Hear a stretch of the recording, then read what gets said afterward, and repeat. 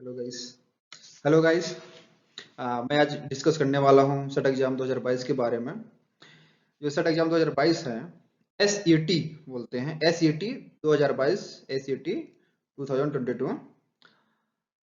यह इसका जो पूरा प्रोसीजर है, पूरा प्रोसेस है, वो 2023 में होगा। मतलब कि फॉर्म भरने से लेकर उसका एग्जाम कराने तक ये पूरा 2023 में होगा। तो सेट है क्या actually? SET, state eligibility test, Hindi में बोलते हैं राज्य पात्रता परीक्षा। एमपी सेट है, मध्य प्रदेश का है ये सेट।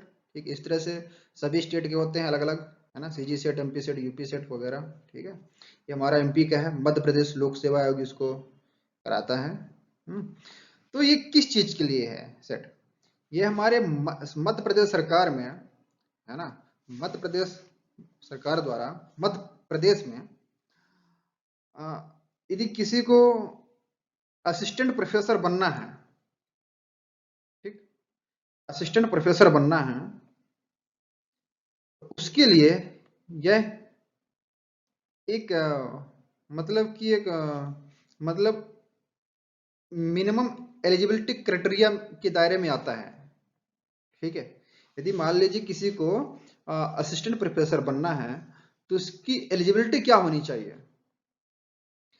तो पहली बात, उसका मास्टर डिग्री कंप्लीट होना चाहिए।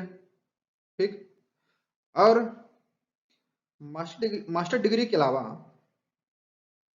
या तो सेट एग्जाम क्वालिफाई किया हुआ हो, या नेट एग्जाम क्वालिफाई किया हुआ हो, या तो पीएचडी डिग्री उसके पास होनी चाहिए। तीन चीजें मास्टर डिग्री के बाद, तीन में से कोई एक होना जरूरी है। यदि मास्टर डिग्री है, मास्टर डिग्री, उसके अलावा सेट एग्जाम या तो नेट या तो पीएचडी डिग्री होनी चाहिए। ठीक है, तब वो पीएससी के द्वारा जब पीएससी एग्जाम लेगा असिस्टेंट प्रोफेसर के लिए, तब वो अप्लाई कर सकता है। ठीक है, मतलब यदि मास्टर डिग्री है और सेट है, तो असिस्टेंट प्रोफेसर के लिए अप्लाई कर सकता है। यदि मास्टर डिग्री है, नेट एग्जाम क्वालिफाई है, तो वो असिस्टेंट प्रोफेसर के लिए अप्लाई कर सकता है। और यदि मास्टर डिग्री और पीएचडी डिग्री है, तो वो असिस्टेंट प्रोफेसर के लिए अप्लाई कर सकता है। ठीक है, तो सेट एग्जाम बहुत ही एक विशेष महत्वपूर्ण चीज है। इसके लिए सबसे पहले तो इसकी हम एलिजिबिलिटी की बात करें, वन बाई वन में बात करूंगा एलिजिबिलिटी क्या है। पहले यहाँ पर डेट देख लेते हैं, डेट क्या दिया है। ऑनलाइन आवेदन पत्र भरने की प्रारंभिक तिथि है 27 जनवरी 2023, 27 जनवरी 2023 है। और इसका जो लास्ट डेट है, अंतिम तिथि, आखिरी तारीख, वो है 26 फरवरी 2023, यानी कि 26 फरवरी को इसकी आखिरी तारीख है फॉर्म भरने की। तो 27 जनवरी से स्टार्ट होगा, 26 फरवरी तक चलेगा। इसके बाद भी कुछ इसमें डेट दिया गया है, जैसे कि किसी को करेक्शन करना है, कोई गलती हो गया है ना, फीस पे करना है वगैरह वगैरह, सब प्रोसेस चलता रहेगा। तो मान के चलें कि 1 महीने तक ये चलेगा। ठीक है, इसके बाद भी कुछ चीजें हैं, यहाँ पर डेट दिया हुआ है।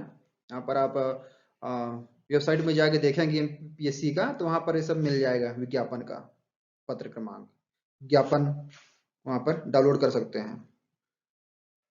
तो इसके लिए एलिजिबिलिटी क्या होनी चाहिए, ये हम बात कर लेते हैं।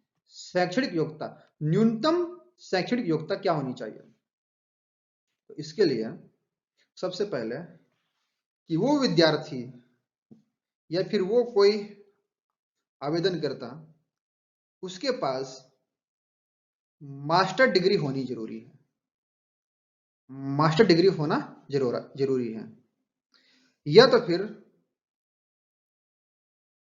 वो मास्टर डिग्री में उसका रनिंग हो, यानी कि चल रहा है। मास्टर में वो फाइनल ईयर का है। यदि मान लो एमए है तो एमए फाइनल ईयर है, एमएससी है तो एमएससी फाइनल ईयर है। इस तरह से कोई भी सब्जेक्ट का हो, यदि मास्टर डिग्री में उसका चल रहा है अभी और वो फाइनल ईयर में है, यानी कि थर्ड सेम में, फोर्थ सेम में है, ठीक है, थर्ड सेम में है, फोर्थ सेम में है, तो वो अप्लाई कर सकता है। तो यहाँ बात क्या हो गया कि या तो मास्टर डिग्री प्राप्त कर लिया है, या फिर उसका रिजल्ट आना बाकी है, ठीक है, या फिर वह अभी तृतीय सेमेस्टर में है या चतुर्थ सेमेस्टर में है, थर्ड सेमेस्टर या फोर्थ सेमेस्टर में है, तो वो जितने हैं वो सभी आवेदन कर सकते हैं इसके लिए, ठीक है, राइट। तो एक्चुअली में ओवरऑल क्या बोला जाए कि जिनका मास्टर डिग्री फाइनल ईयर है वो अप्लाई कर सकते हैं, और जो मास्टर डिग्री कंप्लीट कर चुके हैं वो अप्लाई कर सकते हैं, और जिनका रिजल्ट नहीं आया है, ठीक है, वो भी अप्लाई कर सकते हैं, ठीक है, मतलब फाइनल ईयर का बोल रहा हूं मैं पूरी, ठीक है। अब परसेंटेज क्या होनी चाहिए, तो यहाँ पर अनरिजर्व कैटेगरी के लिए 55% है, ठीक है, 55% मिनिमम होना चाहिए, कम से कम 55%। एंड जो रिजर्वेशन वाले हैं, ठीक है, जैसे कि हो गया ST SC and OBC and EWS, इनके लिए कम से कम, एंड फिजिकल हैंडीकैप जो भी है ना, इनके लिए कम से कम 50% होना जरूरी है, 50% होना जरूरी है, ठीक है। यहाँ पर सब कुछ बता दिया गया है ना।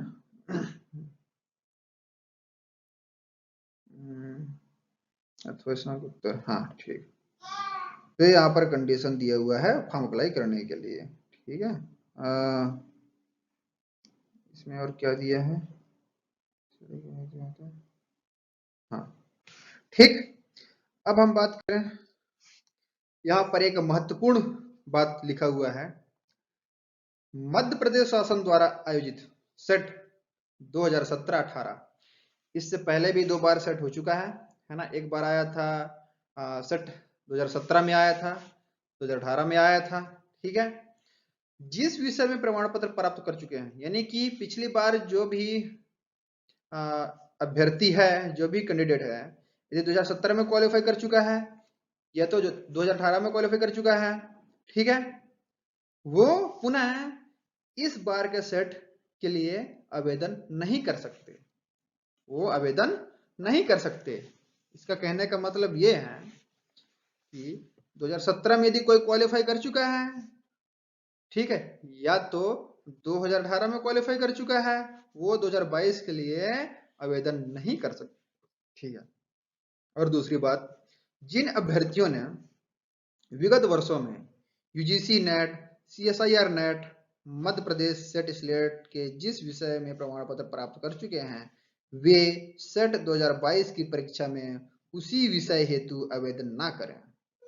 इसका मतलब है कि जिनके पास नेट की डिग्री, नेट का सर्टिफिकेट है, ठीक है, जिनके पास नेट का सर्टिफिकेट है और सेट का भी सर्टिफिकेट है पहले से, है ना, एक आध बार मतलब एग्जाम क्वालिफाई कर चुके हैं, वो यहाँ पर अप्लाई नहीं कर सकते, ठीक है। यदि वे आवेदन करते हैं तो उन्हें प्रमाण पत्र नहीं दिया जाएगा, यदि मान लो वो अप्लाई करते हैं, ठीक है, तो उनको प्रमाण पत्र नहीं दिया जाएगा और दंडात्मक कार्रवाई प्रस्तावित की जाएगी, ठीक है।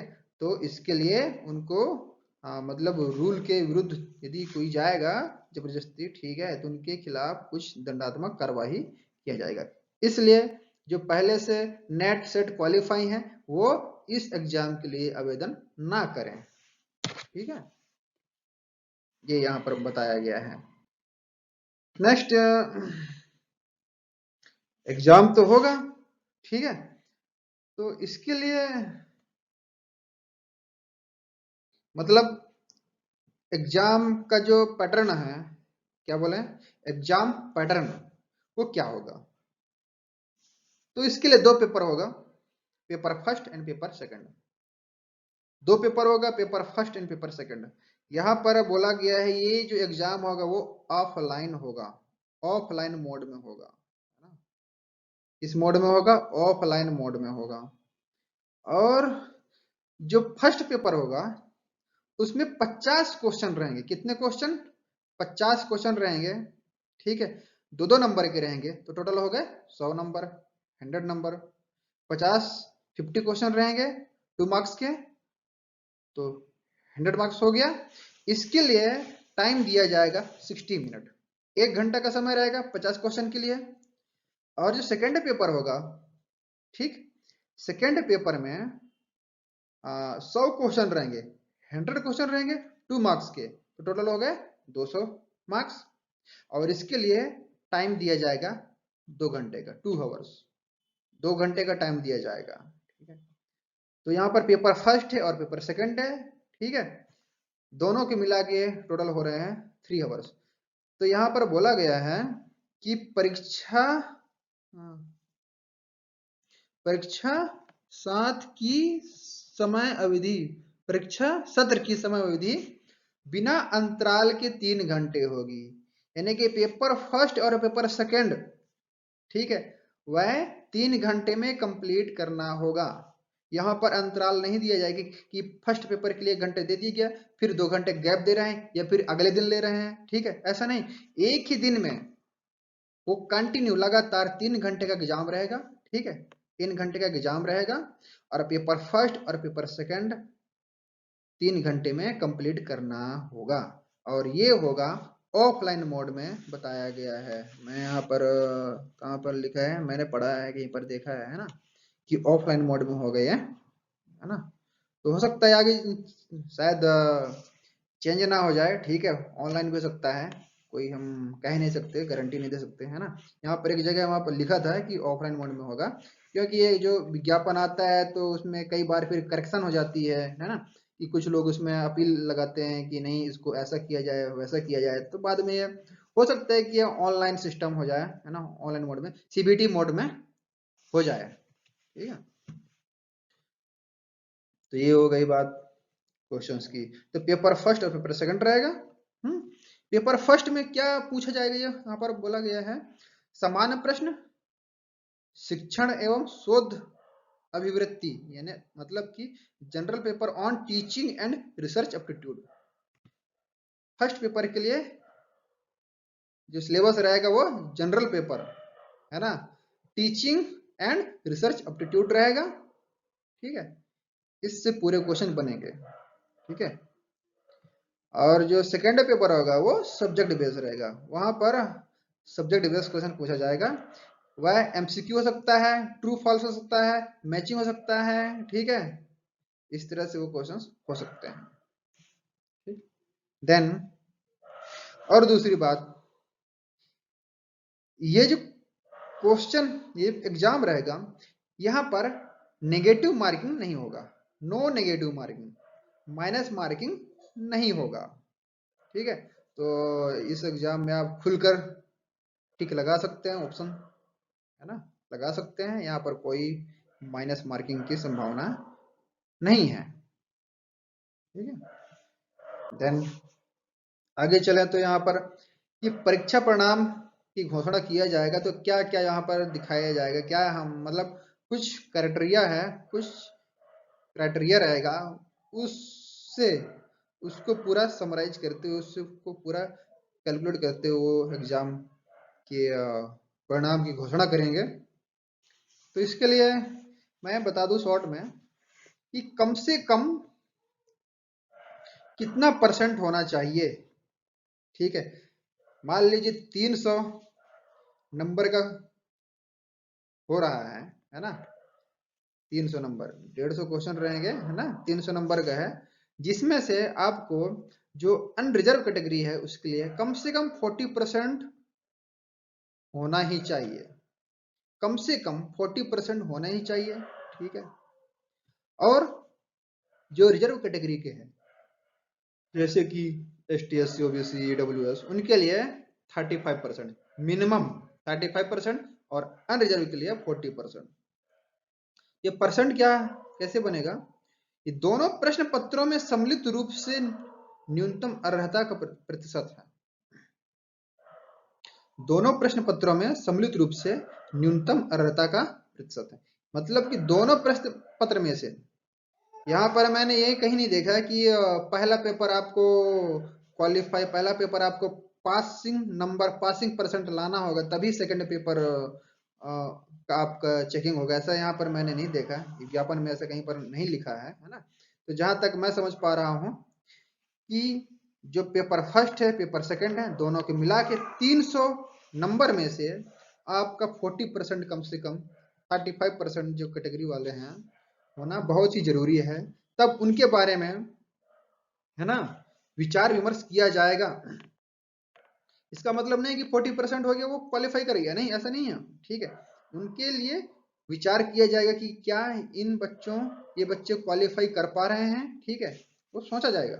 यदि 40% से नीचे चला गया तो उनके बारे में वो सोचेंगे ही नहीं। ठीक है, उनका कुछ फार्मूला है, उस आधार पर वो डिसाइड करेंगे कि कितने मतलब बच्चों को यहाँ पर क्वालिफाई किया जाएगा। ठीक है, 40% तो मिनिमम रखा गया है। कुछ उनका रूल्स है, कैलकुलेशन मेथड है ना।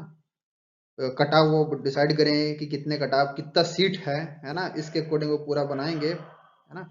यदि आप लोग इस विज्ञापन को ध्यान से यहाँ से अच्छे से अध्ययन करेंगे तो यहाँ पर सब दिया गया है ना कि क्या कैसे कितना परसेंट कैसे कितने बच्चों को लिया जाएगा।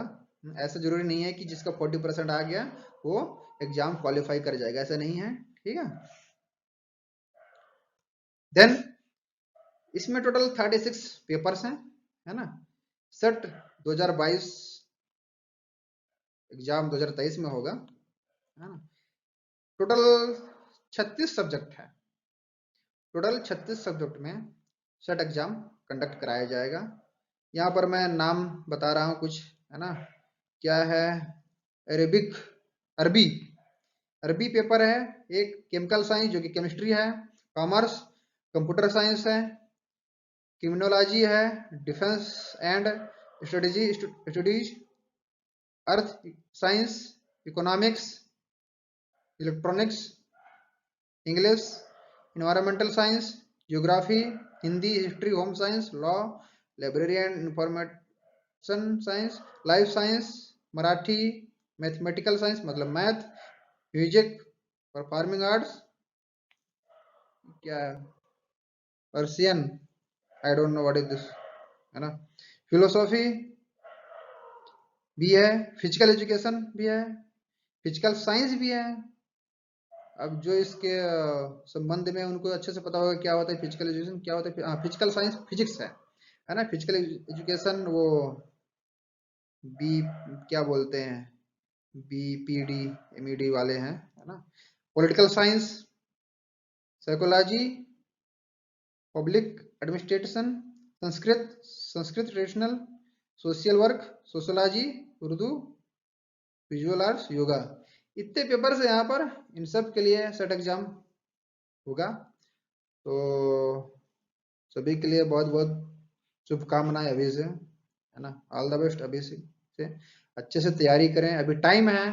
ये एग्जाम होगा वो एक्सपेक्टेड लगभग जून में होगा। वहां पर बताया गया, एक जगह मैंने यहाँ पर देखा है नोटिफिकेशन में यहाँ पर दिया है 4 जून को वेबसाइट में बताया जाएगा कि शेड्यूल डिसाइड किया जाएगा कि कौन से पेपर का किस डेट में एग्जाम होगा। ठीक है, तो मान के चलें कि जून में एग्जाम होगा, वो भी 4 जून के बाद। जिस तरह से इस विज्ञापन में एडवर्टीजमेंट में दिया गया है कि 4 जून को, है ना, वेबसाइट में अपलोड कर दिया जाएगा कि कौन से पेपर का कब किस डेट में एग्जाम लिया जाएगा। एडमिट कार्ड में भी मेंशन रहेगा। ठीक है, तो काफी टाइम है, अभी 5 महीने का टाइम है, अभी से तैयारी करेंगे, है ना। तो बहुत ही अच्छे से सेट एग्जाम निकल जाएगा। बहुत अच्छा अवसर है, चांस है असिस्टेंट प्रोफेसर बनने के लिए। इसके बाद सेट एग्जाम देने के बाद PSC एग्जाम देना पड़ेगा। जिसने भी सेट निकाल लिया वो PSC भी निकाल लेगा, क्योंकि सेट और PSC लगभग बराबर ही है। ठीक है, तो इसलिए धन्यवाद, तैयारी करो।